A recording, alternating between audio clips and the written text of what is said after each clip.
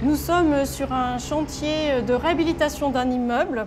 Donc sur ce chantier, on a un bâtiment de 8 étages qui, à l'origine, était une résidence de personnes âgées. Donc c'est-à-dire que des petites pièces.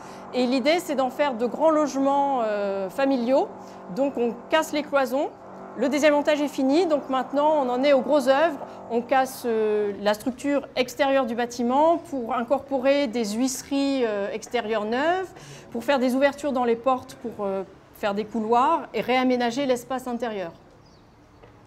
Donc sur ce chantier-là, plusieurs corps de métier participent. Nous, en tant qu'entreprise de grosses œuvres, nous avons une grosse partie de travaux sur ce chantier et nous faisons intervenir plusieurs de nos salariés, mais aussi beaucoup de jeunes qui sont en formation. Il reste beaucoup de choses à évacuer au 9e? Là, il me reste tout ça à faire. Après, je vais passer un beaucoup de balais partout. Et après, je vais aller rejoindre Mickaël. Pour l'aider à assembler? Voilà. Bon, très bien. Tu files un coup dans Mickaël et puis tu nettoies le 7e? Ok, pas de souci. On va faire comme ça. Là, je dois évacuer tous les gravats. Il y a des ouvertures à faire avec des marteaux-piqueurs. On a une grue qui se trouve ici pour descendre tout ce qui est gravat, tout ça. Il faut faire attention puisqu'il y a quand même 9 étages.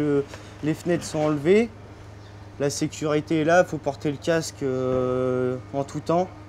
C'est pour notre sécurité à nous aussi. J'ai commencé par faire un CAP maçon. L'intérêt d'être en alternance, déjà on a moins d'écoles. Et par la suite, je voudrais faire un BP maçon. Donc BP maçon, en fait, ça va être sur de l'agglo. On va beaucoup monter d'agglo, de la brique, c'est un peu plus technique. J'aime bien ce métier-là parce que en fait, on voit ce qu'on fait tous les jours. Si on a fait un ouvrage, on voit le lendemain, on le décoffre, on voit que c'est joli, ça fait toujours plaisir.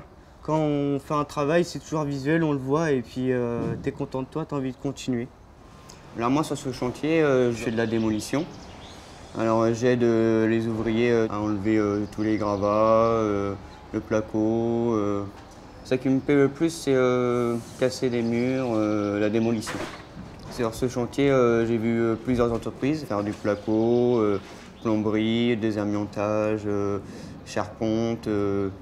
J'aimerais bien faire d'autres formations comme plaquiste ou carreleur, pour varier entre la maçonnerie, le placo et le carrelage, pour varier entre ces trois métiers.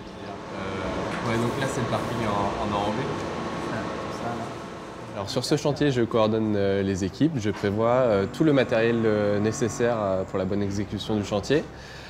Il faut prévoir tous les matériaux également, il faut prévoir les plans, savoir où est-ce qu'on va intervenir et quand, pour ne pas gêner les autres corps de métier, donc c'est-à-dire les plombiers, les électriciens, etc.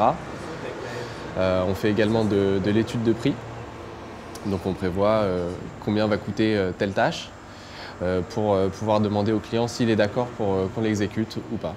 Alors moi j'ai fait un DUT génie civil donc au Havre en 2 ans et après je fais une licence professionnelle conduite et gestion de projet BTP et après on peut déboucher sur chef de chantier ou assistant conducteur de travaux comme moi.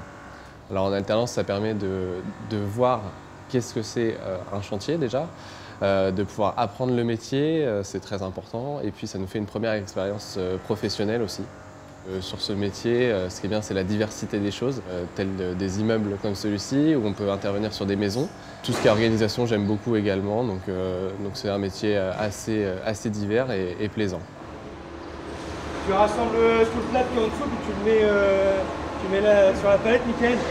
Et nous avons également sur ce chantier notre chef de chantier qui a fait tout son parcours en apprentissage dans notre entreprise en commençant par un bac pro au CFA et qui a fini avec une licence professionnelle à l'IUT de génie civil du Havre. Donc le métier de chef de chantier, au fait, c'est l'aspect organisationnel du chantier en termes d'hommes, de moyens et par exemple organiser les travaux qu'il y a à faire durant toute la totalité des travaux.